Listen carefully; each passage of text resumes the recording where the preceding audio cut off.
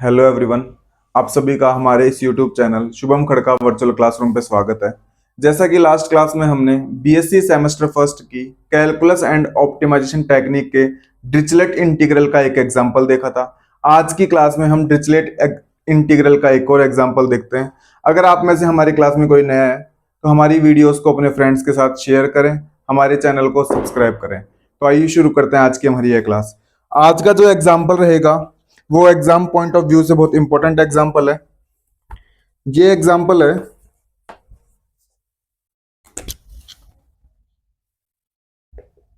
Show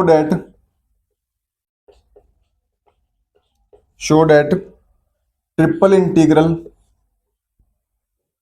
x की power of L minus one, Y की power of M minus one, Z की power of N minus one, D X D Y D Z equal to, यानी कि इस triple integral के equal हमें जो proof करना है वो ये प्रूफ करना है ए की पावर एल, बी की पावर एम, सी की power N upon eight, gamma of L by two, gamma of M by two, gamma of N by two upon gamma of one by two, bracket L plus M plus N plus two, bracket बंद, where V the region where V the region of integration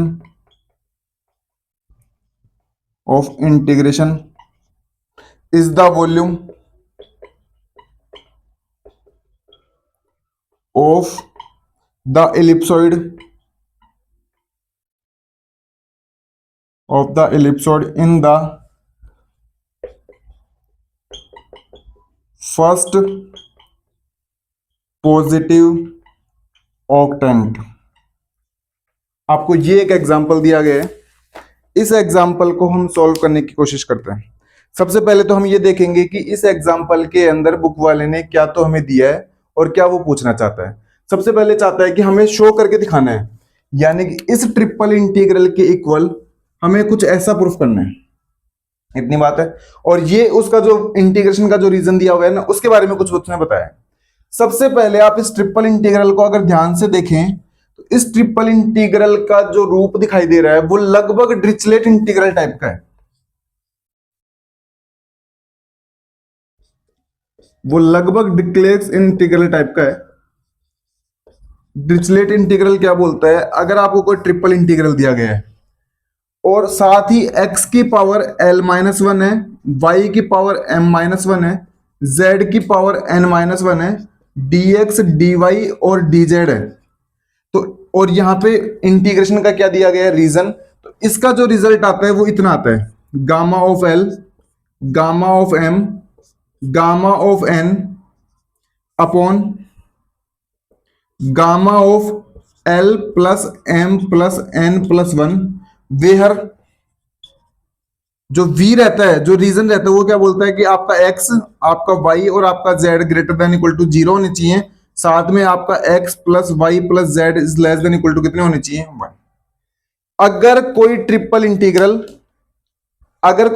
integral जिसकी limit नहीं दी हुई, अगर वो इस integral reason के अंदर है तो उसकी लिमिट फाइंड करने की जरूरत नहीं है। डिरिचलेट इंटीग्रल बोलता है कि आप डायरेक्ट ये अप्लाई करो, और ये अप्लाई करोगे तो आपका क्या आ जाएगा, रिजल्ट।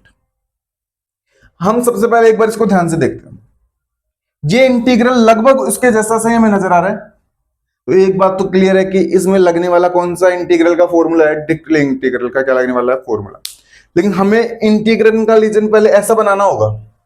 तो उसने सबसे पहले कहा कि आपको एक इलिप्सॉइड लेना होगा। आपको क्या लेना होगा, इलिप्सॉइड। और जो इलिप्सॉइड होता है उसकी इक्वेशन होती है ये,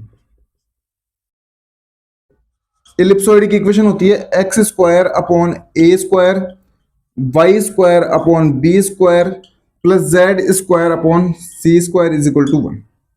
आपको क्या लेना होगा, एक इलिप्सॉइड लेना होगा, और उस इलिप्सॉइड की इक्वेशन उसने बुक वाले ने ये बताई है, लेस देन इक्वल टू कितना कर लो, वन। उस इलिप्सॉइड की इक्वेशन आपको बुक वाले ने दी है ये। साथ ही उसने कहा है कि आपको पूरा इलिप्सॉइड नहीं लेना, इस इलिप्सॉइड का सिर्फ फर्स्ट पॉजिटिव ऑक्टेंट लेना है। यानी कि कोई भी इलिप्सॉइड अगर आप बनाने की कोशिश करते हैं तो एक 3D फिगर है, उसके 8 इक्वल क्या होते हैं, पार्ट होते हैं। उन 8 इक्वल पार्ट में से आपको सिर्फ एक पार्ट लेना है, और वो भी कौन सा पार्ट, फर्स्ट पॉजिटिव ऑक्टेंट। तो फर्स्ट पॉजिटिव ऑक्टेंट के अंदर आपका x, आपका y और आपका z तीनों क्या होने वाले हैं, ग्रेटर देन इक्वल टू 0। अब इस इंटीग्रल को ध्यान से देखते हैं कि ये डिरिक्ले की तरह मैच कर रहा है क्या। डिरिक्ले बोलता है कि आपका इंटीग्रल इस फॉर्मेट में होना चाहिए, हमारा इंटीग्रल बिल्कुल इसी फॉर्मेट में है। फिर डिरिक्ले बोलता है कि आपकी ये कंडीशन सेटिस्फाई होनी चाहिए, हमारी ये कंडीशन क्या हो रही है, सेटिस्फाई, क्योंकि उसने कहा है कि आपको फर्स्ट पॉजिटिव क्या लेना है, ऑक्टेंट। तो ऐसा आपको अष्टांक लेना है जिसके अंदर x और y और z आपके क्या रहे, धनात्मक रहे। तो फर्स्ट में रहते हैं, फर्स्ट के अंदर x y z के क्या रहते हैं, धनात्मक। फिर उसने कहा था कि आपकी ये कंडीशन भी क्या होनी चाहिए, सेटिस्फाई, यानी कि x plus Y plus Z less than equal to कितने होने चाहिए, 1। अब इसके अंदर ध्यान से देखो, ऐसा नहीं है, इसमें X square upon A square, Y square upon B square, Z square upon C square is less than equal to 1 है, जबकि X plus Y plus Z is less than equal to कितने होने चाहिए, 1। यानी कि लीनियर का सम कितना होना चाहिए, लेस देन इक्वल टू कितना होना चाहिए, 1। इस एग्जाम्पल को हम लास्ट एग्जाम्पल की तरह ही करेंगे। अगर किसी ने हमारा फर्स्ट एग्जाम्पल नहीं देखा है डिरिक्ले का, तो पहले उसको देखें।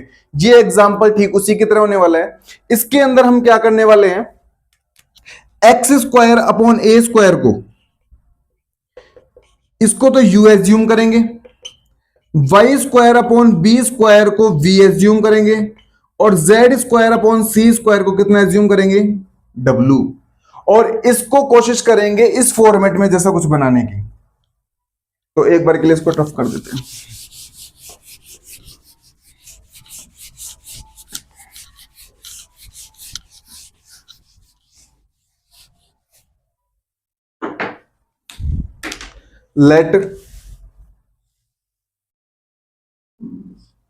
Late X square upon A square is equal to U, Y square upon B square is equal to V, Z square upon C square is equal to W.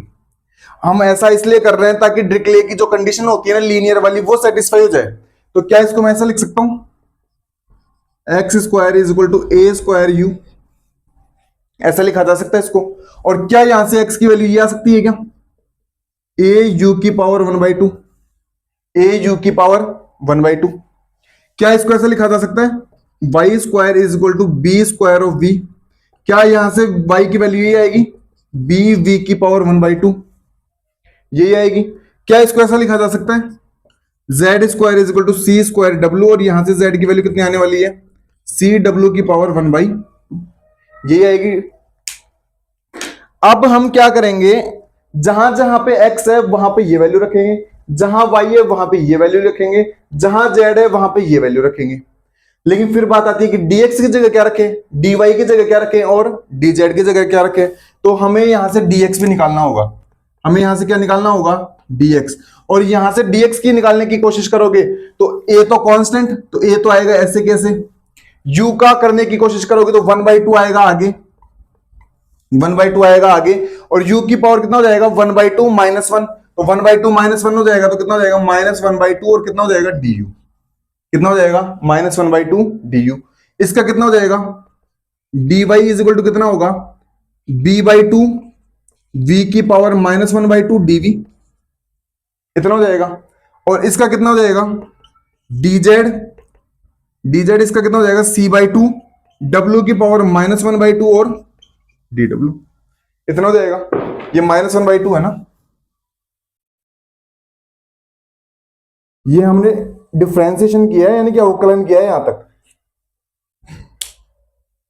अब ये सारी वैल्यू उठा के रख देते हैं किसके अंदर, इस इंटीग्रल के अंदर रखते हैं, इस इंटीग्रल के अंदर रखने की कोशिश करते हैं। x की जगह कितना रखोगे, a u की पावर 1/2, और पावर में कितना जाएगा, l-1, ऊपर कितना जाएगा, l-1। y की जगह कितना रखोगे, b v की पावर 1/2, और ऊपर कितना जाएगा, m-1। और z की जगह कितना रखोगे, c w की पावर 1/2, और ऊपर कितना जाएगा, n-1। और प्रोडक्ट में dx की जगह कितना जाएगा, a/2, dx की जगह कितना जाएगा, a/2, ये आपको कोने तक दिखाई दे रहा है ना, बिल्कुल यहां तक। dx की जगह जाएगा a/2 और माइनस में कितना जाएगा, एक u की पावर जाएगा, ये u की पावर है, u की पावर -1/2 है, u की पावर -1/2। u की पावर कितना जाएगा, -1/2 du। तो ये तो किसकी जगह चला गया, dx की जगह। साइड में जगह नहीं, मैं dy की जगह लिख रहा हूं, फिर वो मल्टीप्लाई कर देंगे। कितना जाएगा, b/2 v की पावर -1/2 dv, और इधर कितना चला जाएगा, c/2 w -1/2 dw। तो ये सारी वैल्यूज उठा के हमने किसकी किसकी, x की, dx की, y की, dy की, z की और किसकी, dz की, ये सारी वैल्यू उठा के किसमें रख दी, इसमें। ऐसा हम इसलिए कर रहे हैं ताकि दिया गया ट्रिपल इंटीग्रल कौन से रूप के अंदर आ जाए, डिरिक्ले की फॉर्मेट में आ जाए। किस फॉर्मेट में आ जाए, डिरिक्ले की फॉर्मेट में आ जाए। तो यहां तक समझ में आता है, जो जो कांस्टेंट उन सबको बाहर निकाल दो। आप इसको सोल्व करने की कोशिश करो, a की पावर l-1 और यहां से एक a आएगा, तो a की पावर l-1 और a की पावर 1, तो -1 से 1 कट जाएगा, सिर्फ कितना बचेगा, a की पावर l। तो a की पावर l को ले लो बाहर, a की पावर l को ले लिया बाहर। b की पावर m-1 और एक b आएगा यहां से, तो b की पावर कितना बचेगा, m। b की पावर कितना बच गया, m। c की पावर n-1 और c आएगा एक यहां से, तो c की पावर कितना बचेगा, n। c की पावर कितना बचेगा, n अपॉन एक 2 ये रहा नीचे, एक 2 ये रहा, एक 2 ये, तीनों को मल्टीप्लाई करोगे तो कितना आएगा, 8। तीनों को मल्टीप्लाई करोगे कितना आएगा, 8। नीचे तक का पूरा दिखाई दे रहा है ना सभी को। ट्रिपल इंटीग्रल u की पावर कितना आएगा, l/2 -1/2। इसको देखो अलग से सोल्व करके दिखाते हैं।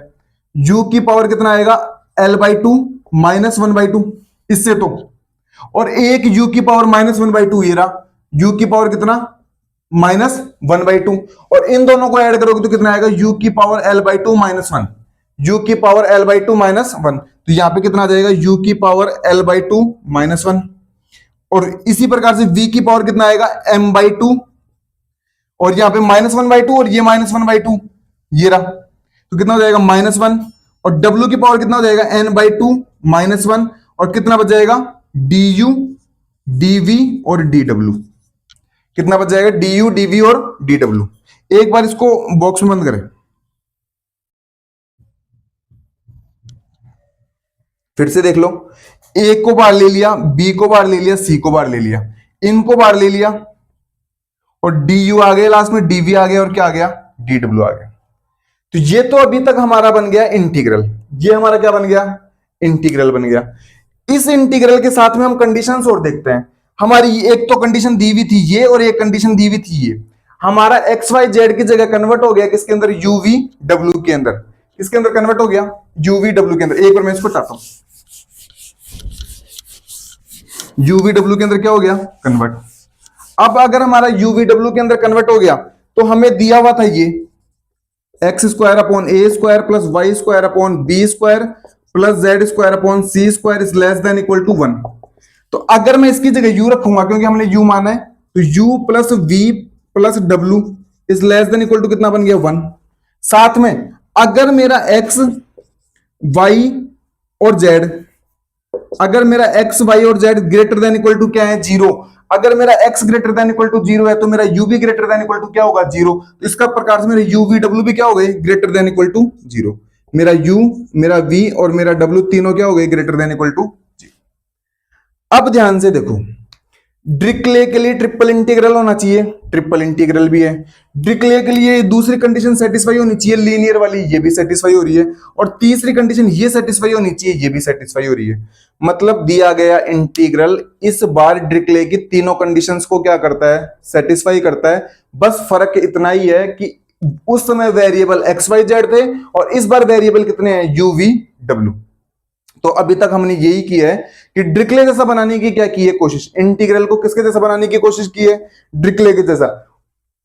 और अब अगर हमारा इंटीग्रल डिरिक्ले जैसा बन गया, तो हम डिरिक्ले इंटीग्रल का फॉर्मूला क्या कर सकते हैं, अप्लाई। और डिरिक्ले इंटीग्रल का फॉर्मूला क्या बोलता है, डिरिक्ले इंटीग्रल का फॉर्मूला बोलता है ये। अगर आपका इंटीग्रल ऐसा है, x की पावर l-1, y की पावर m-1, z की पावर n-1, dx dy और dz अगर आपका डिरिचलेट इंटीग्रल बोलता है तो एक काम करो, ऐसा करो, gamma of l, gamma of m, gamma of n upon gamma of l plus M plus N plus one, ये डिरिचलेट इंटीग्रल बोलता है। और साथ में कंडीशन सेटिस्फाई होनी चाहिए, तो कंडीशन तो हम पहले ही क्या कर चुके हैं, सेटिस्फाई। अब आसानी से हम क्या लगा सकते हैं डिरिचलेट, तो लगाने की कोशिश करते हैं। पहले तो कांस्टेंट पार्ट तो ऐसे कैसे लिख लो, तो ये तो बाहर वाला पार्ट है, इससे तो कोई फर्क ही नहीं पड़ता, c की पावर n अपॉन में 8। फिर डिरिचलेट इंटीग्रल बोलता है कि अगर x की पावर l माइनस 1 होती है तो जो l लिखा हुआ था ना वो जाता है गामा के अंदर। इस बार l ना हो कि कितना है, l/2, तो गामा के अंदर कितना चला जाएगा, l/2 गामा। वो बोलता है कि y की पावर जो m रहता है ना वो जाता है गामा में, तो इस बार y नहीं है, कितना है v, और v की पावर कितना है m/2, तो गामा में कितना जाएगा, m/2। फिर वो बोलता है कि z की पावर जो n रहता है ना वो जाएगा, तो इस बार v की w की पावर कितना है n/2, तो ये चला गया n/2, n/2। नीचे वो बोलता है तीनों का सम करके +1 कर दो, तो gamma l/2 plus m/2 plus n/2 plus 1। क्या इसको इस प्रकार से लिखा जा सकता है, a की पावर l, b की पावर m, c की power n upon 8 gamma of l/2 gamma of m/2 gamma of n/2 upon gamma 1/2। इस एलसीएम लेके 1/2 से क्या कर दे, मल्टीप्लाई, ऊपर तो कितना बच जाएगा, l plus m plus n plus 2। तो एक बार ध्यान से देखो, क्या हमसे यही प्रूफ करवा रहा था क्या हमें सेम यही लेके आना था, क्या यही लेके आना था, तो हमने यहां पे क्या कर दिया, प्रूफ। इस दिए गए इंटीग्रल को किसके बराबर ले आए, हम इसके बराबर ले आए। तो इस एग्जाम्पल के अंदर हमने ये किया है कि ये इंटीग्रल तो हमें डिरिचलेट की तरह दिखाई दे रहा था, परंतु जो कंडीशंस थी ना वो कंडीशंस ये थी, x square upon A square plus y square upon B square plus Z square upon C square is less than equal to, ये कंडीशन दी हुई थी। जबकि डिरिचलेट की कंडीशन बोलती है कि ऐसा नहीं होना चाहिए, कंडीशन होनी चाहिए लीनियर में।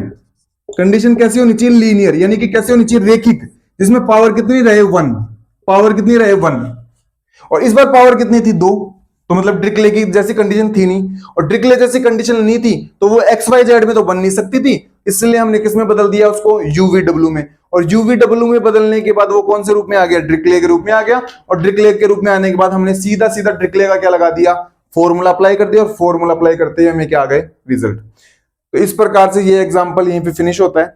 मैं उम्मीद करता हूं कि आप सभी को ये एग्जाम्पल समझ में आया होगा।